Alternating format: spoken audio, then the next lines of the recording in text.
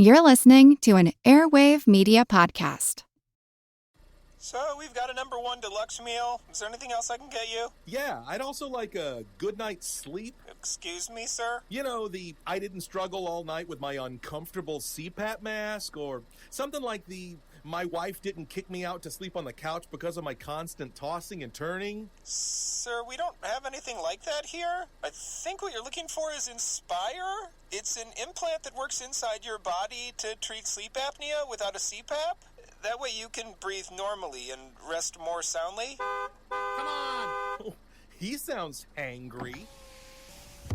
Inspire is the only FDA-approved sleep apnea treatment of its kind. It's helping tens of thousands of people finally get restful sleep. To learn more, visit InspireSleep.com. That's InspireSleep.com. Inspire, sleep apnea innovation. Inspire is not for everyone. Talk to your doctor to see if it's right for you, and review important safety information at InspireSleep.com. Hi, this is Katie. And this is Nathan. And you're listening to Queen's Podcast, the show about badass women in history.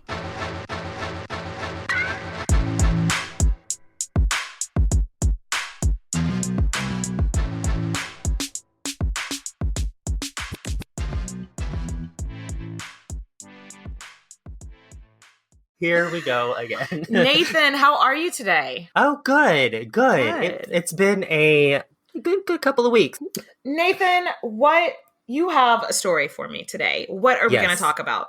We are going to be covering a famous psychologist named Mamie Phipps Clark.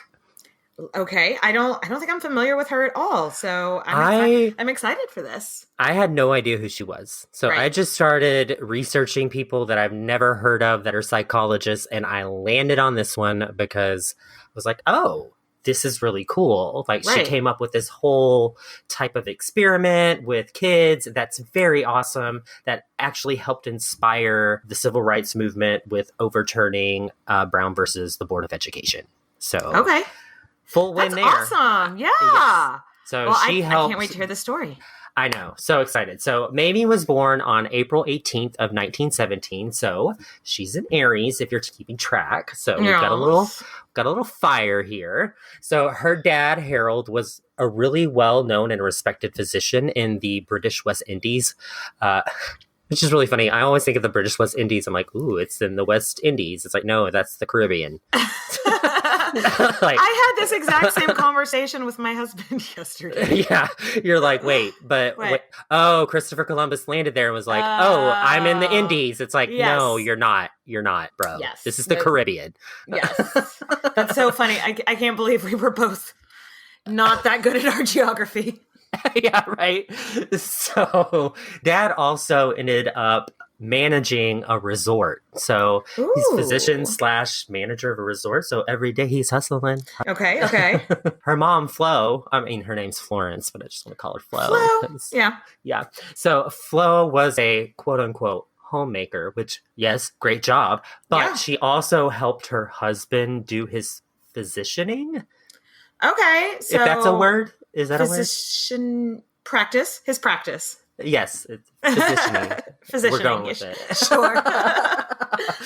So you can imagine that she has a pretty well-to-do family. He's not doing too badly.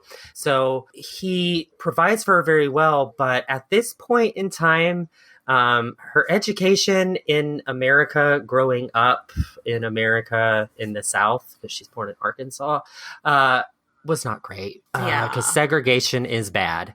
So we talked about this in our Daisy Bates episode a little bit on Patreon, the same sort of situation that schools are segregated as fuck. Children, the conditions for them are completely different than the white children. They have to get bused miles and miles and miles away. So it's not uncommon for a Black child at this time to drop out of school because it's just so much work to even get there, to show up. But Mamie's family is pushing her.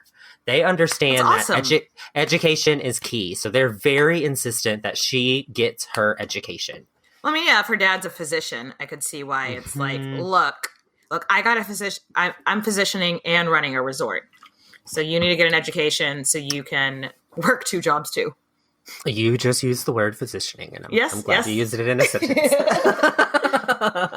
So she had a pretty happy childhood, right? Like she's got a dad that's pushing her to get an education, that has a little bit of money, that has time to go vacationing a little bit. She would remember things like that. But she also said that it wasn't like the picture perfect, like she's wealthy, but she didn't have like this horrible poverty, like the struggles that a lot of people in her situation at the time did. Yeah. That's exactly because systematic racism. Yeah. Yeah. I mean, no, we don't want systematic racism. No, but that's what this is. Right. Ladies and gentlemen, systematic racism in the United States. Yes. So Mamie graduated. So we can imagine that's a big deal for somebody to graduate. Absolutely. And she graduated in Langston High School, which was, again, uncommon. But she got a couple of offers for some pretty prestigious Black universities. Okay. So she got a couple scholarship offers too. And so she ended up choosing Howard University, just like Daisy Bates, like the same thing. So get it, girl. Like get that education. I'm here for it. Like Black women getting educated in the 50s, that's a big deal. I feel like we talked about somebody else that went to Howard. It doesn't matter. I mean, it matters, but it's going to bother me now. But, it's going to bother you. But anyway. So she went to college during the Great Depression. Oh, God. And that's not look it up. It's real depressing. Look it up. Not a good time to have a lot of bills. Right. But her dad is still able to send her $50 a month. So at that point in time, that's $600 in today's term. Damn. Okay. So he's helping her. He's supportive. Yeah. He's wanting to, like, he's not that dad that doesn't want his daughter to get an education. He's helping her. And also, it sounds like with, them being a family of color in the South dealing with segregation, and on top of it, like with being the Great Depression, it sounds like they were doing a lot better than a lot of people.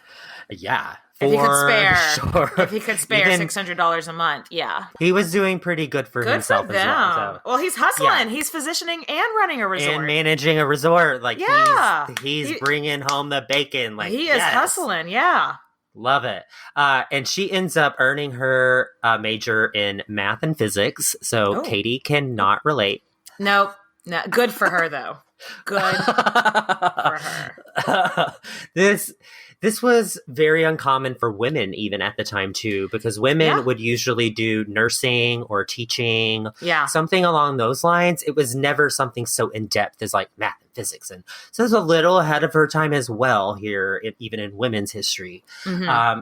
Our girl is doing math. Like, hello. That's awesome. No, that's fantastic. So she's at Howard University. She just got her major, and that's actually where she met her future husband, Kenneth Bancroft Clark. So this is where history is a bag of dicks. Because if you look at Kenneth Clark, there's more content on him. There's more, of course. He's the one that did everything, and it's like, wait a second. Hold up. Sexism. Yay. So her husband, so what you're telling me is that sometimes the only way to find anything about women in history is by searching their husbands and fathers. What a brand new concept for our little podcast. Right. So he ended up, this is where he did, help out, because he pushed her and said, hey, you've always told me, that when you were growing up, you just loved kids, but you just loved how they think and what makes them who they are and how they, in their head, they're formed. He was like, you should do what I'm doing. You should do psychology as well. And she was like, cool. And she was like, I'm going to gear it more towards children. So that something that she was very passionate about. So was child psychology like the kind of field it is now, or was this kind of revolutionary? They're just kids. What you doing? Like, was that kind of the attitude? she started all of that stuff. Okay. Yes. So that's what she started. So this is a perfect fit for her. She's always wanted to do this. She's loved kids. She wants to make them better. So she's like, all right, I'm going to do it. I'm changing everything from math and physics to experimental child psychology. So that's essentially what she did. But her and Kenneth ended up eloping in 1937 during her senior year. She graduated magna cum laude and then ended up enrolling in the psychology graduate program at that point.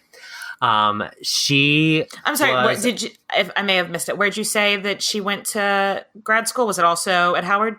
Yes. Okay. She's all at Howard. Yeah, this is all at Howard. Okay.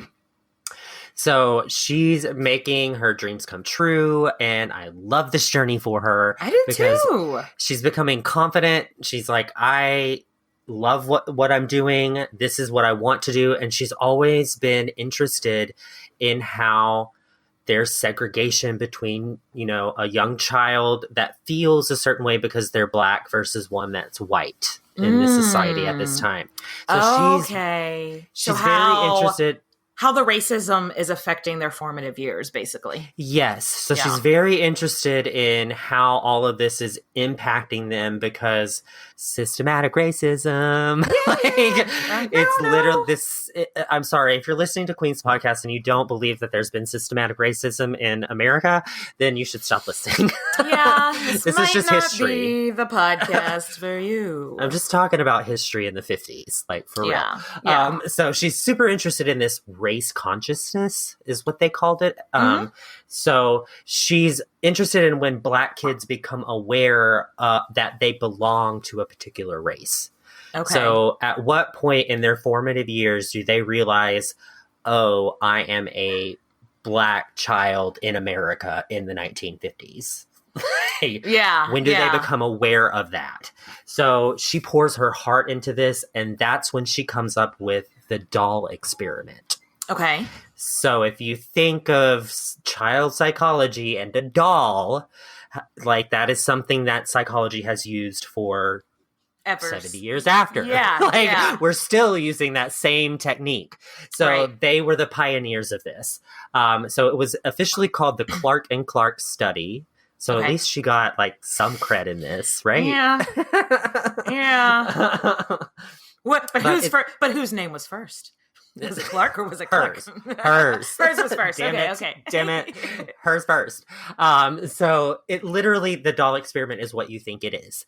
Okay. So whenever you talk to a kid, you have to break down that barrier and really help them understand something, you have to give them something to relate to. So if you think about it in modern day terms, this is what we child molestation. Where did the person show me on the doll? And they show me on the doll. Mm-hmm. And so that's where this came from. Right. So she basically introduced the doll as a way for the child to be able to explain how they're feeling and what's happening.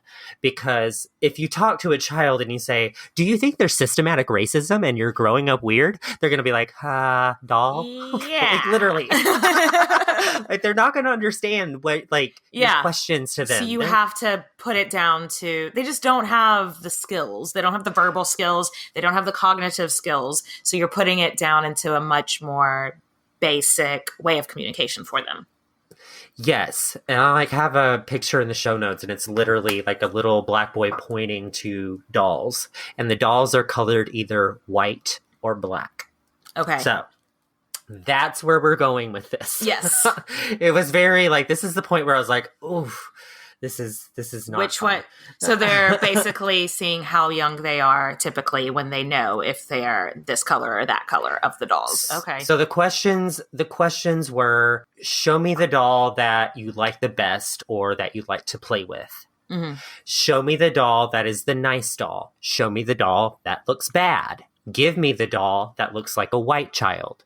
Give me the doll that looks like a, sorry guys, colored child. Give me the doll that looks like you.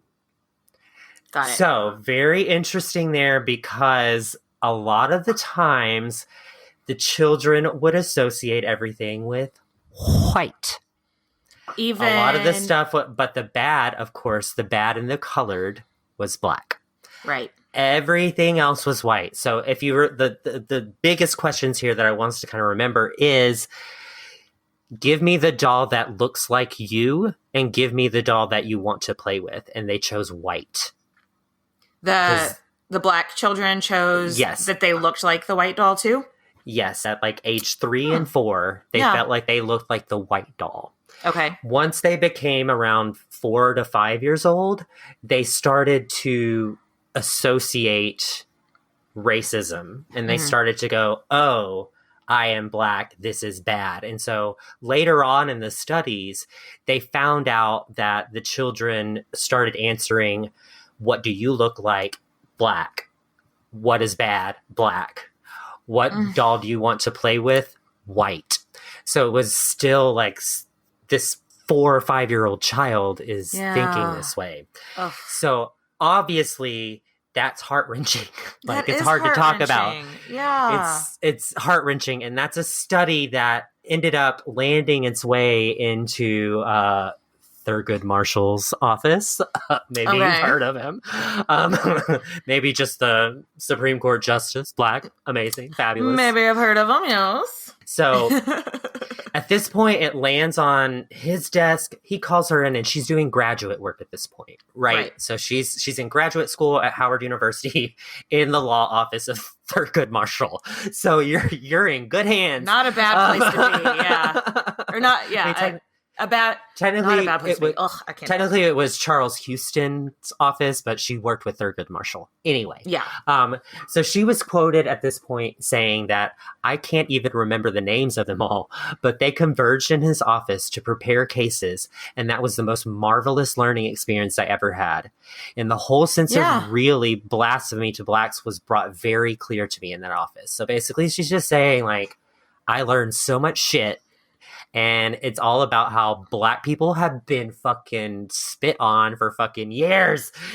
And it was just like that light bulb moment for her. Yeah, no, it's such a simple experiment that it's almost surprising that no one had thought to just no one was studying the way the black children were being raised. But as soon as somebody was like, hey, maybe this will be beneficial, it's such a simple experiment that's so eye-opening. Right? Like, it's an innocent child, so you can't say that, oh, they've been swayed this way or that way. You know what I mean? They've been watching too much media. They're 3. Yeah, they're little kids. Like, so that's the foundation of the Brown versus the Board of Education research that she did. Interesting. After all of this research that she does, she obviously gets her doctorate. Yeah. Because you deserve it. Yeah, at this point. Yep. And, correction. She did her graduate work or her doctorate from Columbia. So she didn't all go to Howard University. Okay, just her undergrad, her master's, but then doctorate at Columbia. Yes. So hubby was also, so her and hubby were the first black people, man and woman, to get their degrees, their PhDs in psychology. So props to them. Applause. Oh, what fun couple goals. You know, right? Like we're both psychologists. Ooh, I don't know though. If you're both psychologists, that may be that's maybe a recipe for a nightmare. Just dissecting each other like constantly. Like, no spoilers here. They were very happy together, so it wasn't that way for them. Okay. But unfortunately, she ends up hitting a really bad brick wall. Like, I'm talking big, racist, whitewashed brick wall, because she's this strong black woman with a degree and nobody wants to hire her because they're all wealthy white men. Yeah. So she's got all the street cred, but nobody wants to do anything. Oh. What about her husband? Did he have problems finding work too? He had problems too. They couldn't find jobs. He found a job, and he provided, but she couldn't find a job, but ended up, do not fret. She found a job. She landed a job at the Riverdale Home for Children. So this is an institution for homeless black girls. And this made a huge impact on her. So this is something that made her, this is part of her legacy as well. She's just really saddened by all the number of minority children that are being like tossed out of their home. So that's the other thing, is they're homeless because they've been thrown out of their house because their parents can't afford them and just literally throw them out of the house. So something had to give at this point for her. So she starts ramping up her psychological testing. She's trying to crack this racist code. Like this, she ends up opening. I don't want to interrupt you. Sorry. Do you know what the ratio, how many white daughters were just being tossed out as compared to black daughters? But we don't know. I don't know that for sure, and I will. But I could think it was a higher rate.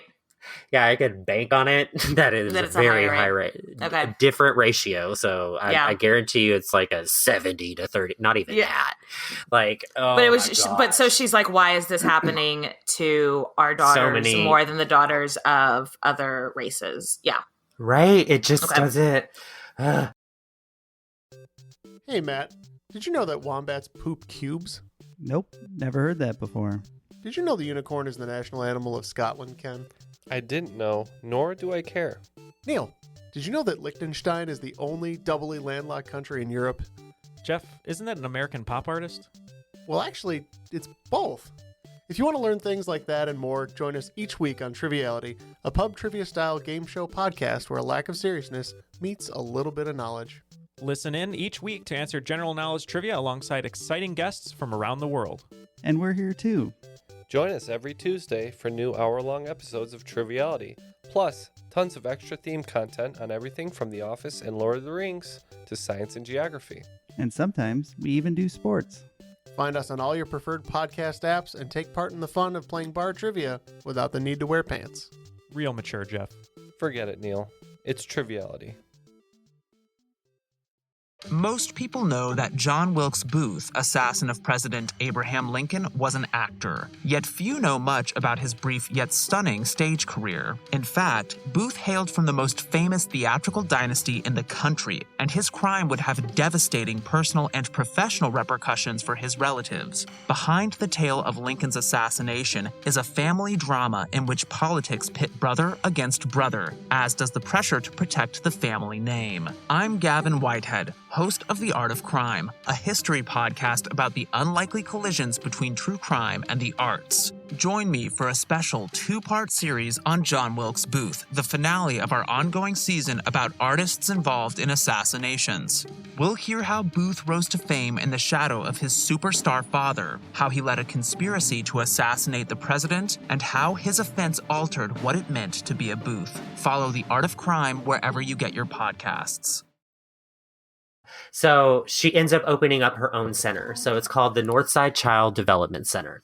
So this was founded in the basement of the apartments that her family lived in.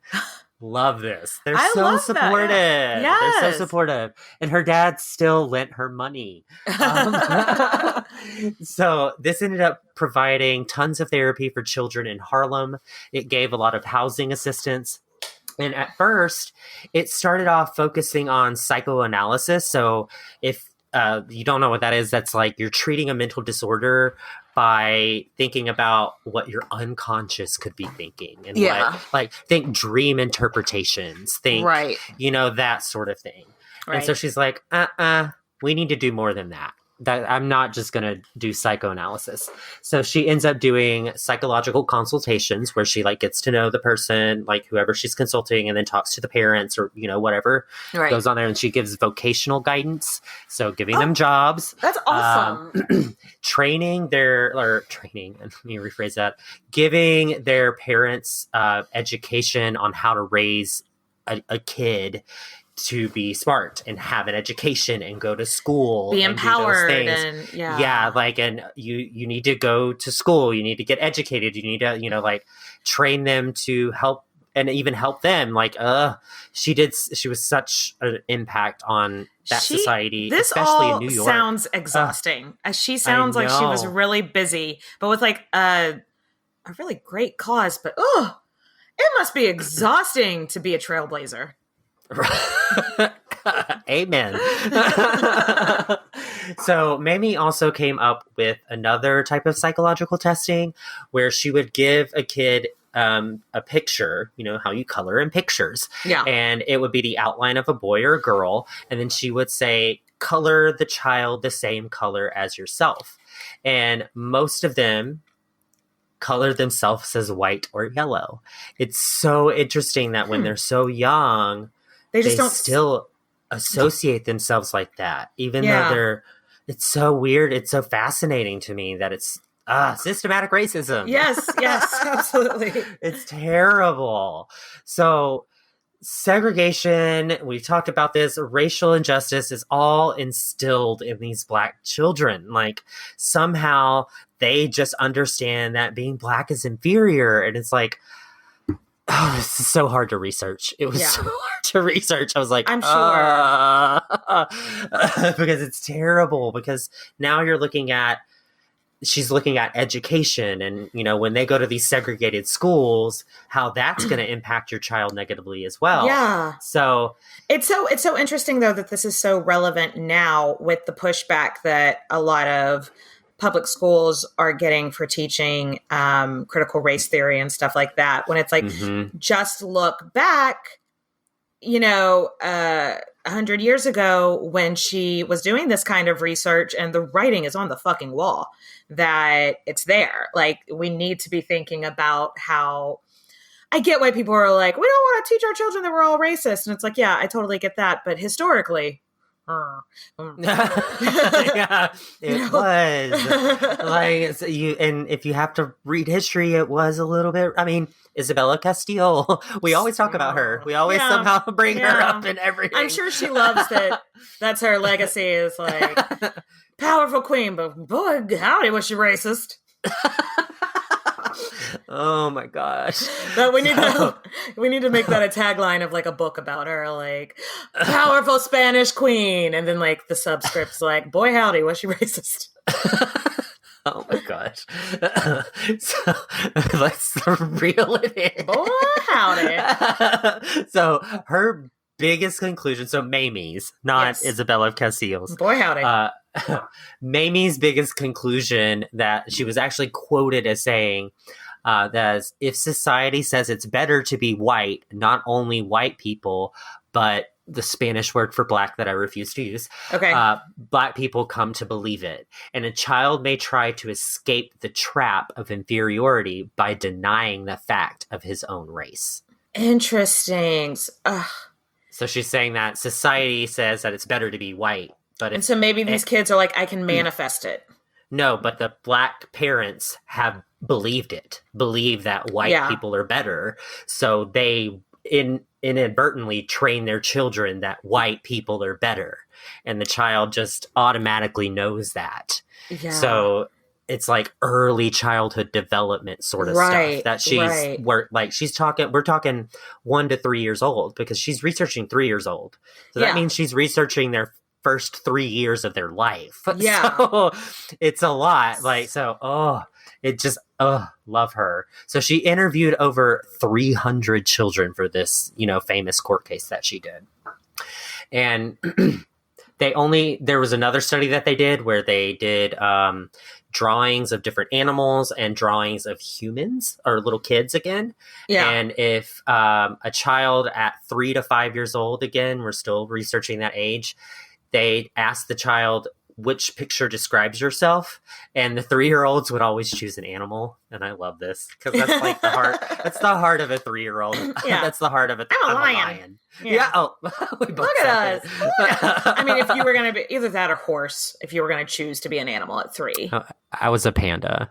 You were a panda? Panda. I was a panda. I had a panda since 2 years old. That's my favorite. I always love pandas. So after 3 years old, whenever they were about 4 years old, a kid would choose that they were a person. So it seems around 3 years old to 4 years old, they start to understand they're a human being. So they're a person, not an animal. Okay. So it's super duper interesting about all of these different studies that she did not her husband. I feel like these are all her ideas. Mamie also, she didn't just do the North Side project that she did. She did the Harlem Youth Opportunities Unlimited project, which is a mouthful. That's a lot of words. So I know it's supposed to read as HARYOU. So HARYOU is the acronym. But to me, it just likes Harry You. That's funny. But I'm just going to call it HARYOU, and I'm going to try not to say Harry. Not Harry You. Right. So she found this in 1962. So this is well after all of the court cases have gone on.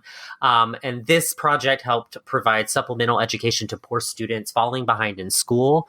So if they were, getting D's and F's, she would step in and help out. Yeah. Also gave job opportunities to young Black youth, helped Harlem residents work on how to get assistance from the government to make sure that they can eat. Right. And read and write, those basic things of how to go somewhere to get what you need to get. Right. It's so eye-opening. Why don't they teach this in school? Why don't they? I just don't see that there's any harm unless you're completely unwilling to learn that maybe your ancestors weren't perfect. We don't have to shove racism down kids' throats, but maybe just hard-hitting facts like these studies, I think could only make the children more critical thinkers. Right. But I'm a hippie socialist. But isn't that what education's about, is making your child a critical thinker and thinking on their own and educating themselves and coming to their own conclusions? Yes.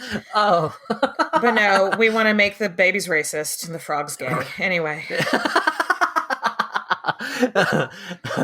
So, HARYOU included in Lyndon B. Johnson's War on Poverty. So he ended up including that in his bills as part of his War on Poverty. And it was short-lived, though, because they had a quote-unquote political conflict of interest. Oh. I feel like there's some House of Cards shit going on there. Yeah. No, just kidding. There's not. There's not. There might be. You don't know. You don't know, Bo? You don't know. But Mamie didn't let that get her down. She ended up doing a lot of extra work with her community. She served as chairman for her housing company in NYC. She also served on the board of ABC, ABC? the American Broadcasting Company. Okay. She look also at her. Just. Mm-hmm. Look at her. She was also on the committees for the Museum of Modern Art in New York, the New York Public Library, and a number of other community outreach programs. But unfortunately, after 45 years of marriage to her beloved husband, Kenneth, she passed away due to cancer on August 11th of 1983. So how old was she? She was 66 at the time. Okay. Cut down a little shorter than I would have liked to seen, but I know. Her husband lived on to 2005. He was 91. I think maybe that's why he has more shit on him, but she still was the inspiration behind all of it. Yeah. Oh my gosh. Super inspiring life.